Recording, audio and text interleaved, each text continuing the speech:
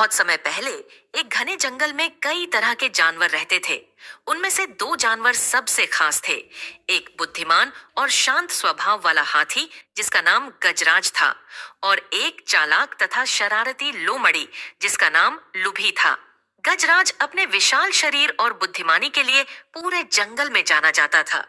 जब भी जंगल में कोई मुश्किल आती, सारे जानवर उसकी सलाह लेने के लिए उसी के पास जाते। दूसरी ओर लूभी अपनी चालबाजियों और दूसरों को तंग करने के लिए मशहूर थी। उसे दूसरों को बेवकूफ बनाना, मजाक करना और उन्हें धोखे में रखना बहुत पसंद था।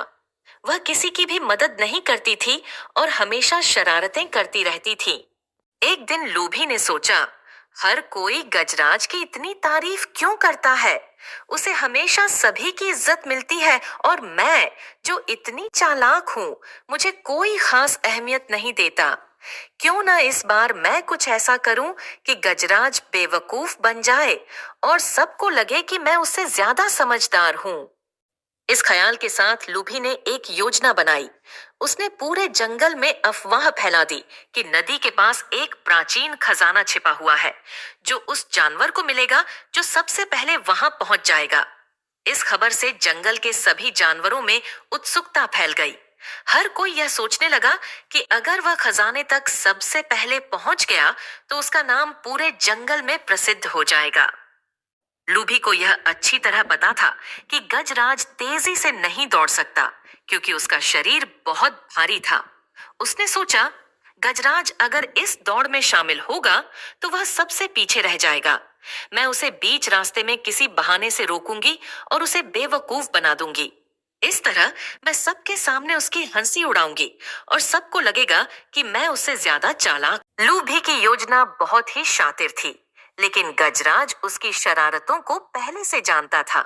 उसने सोचा, लूभी अक्सर किसी न किसी चालबाजी में लगी रहती है। अगर वह खजाने की बात कर रही है तो जरूर इसमें कुछ न कुछ गड़बड़ है।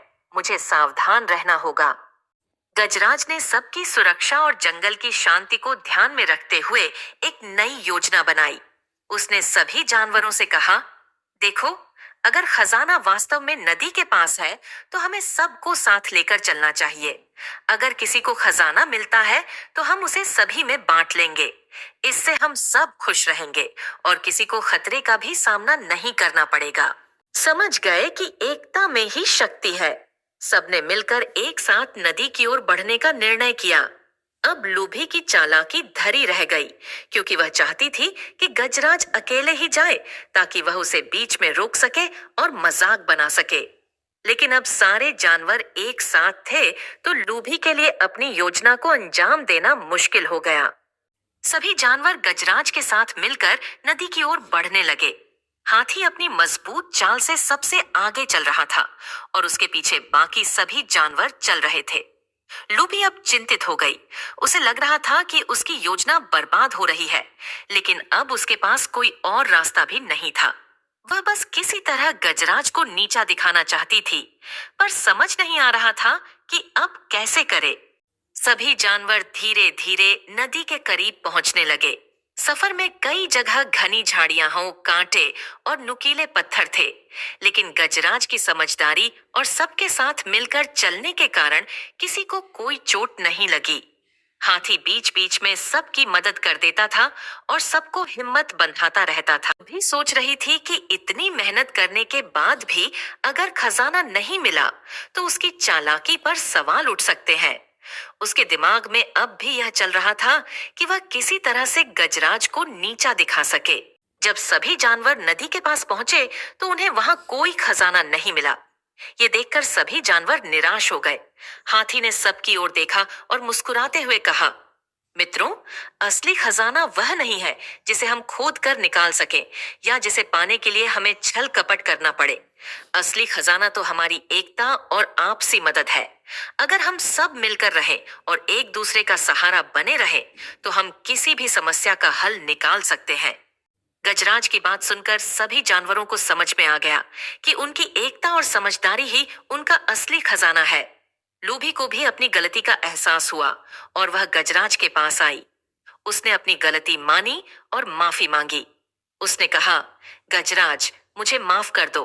मैंने तुम्हें नीचा दिखाने के लिए यह योजना बनाई थी, पर अब मैं समझ गई हूँ कि तुम सही कहते हो। हमें एक दूसरे के साथ मिलकर रहना चाहिए, तभी हम खुश रह सकते हैं। गजराज ने लूभी को माफ कर दिया और उसे समझाया कि चालाकी से नहीं, बल्कि दिल से काम करने पर ही सच्ची खुशी मिलती है। सभी जानवरों ने एकजुट होकर गजराज की बात मानी और उस दिन से जंगल में सभी जानवर मिलजुल कर और आपसी सहयोग के साथ रहने लगे। लूबी ने भी अपनी चालाकियां छोड़ दी और अब वह हमेशा दूसरों की मदद करने के लिए तैयार रहती थी। गजराज की समझदारी और नेकदिली के कारण जंगल में खुशहाली लौट आई और हर कोई सुख शांति से रहने लगा। इस कहानी से सभी जानवरों ने एकता, सहयोग और समझदारी का महत्व समझा।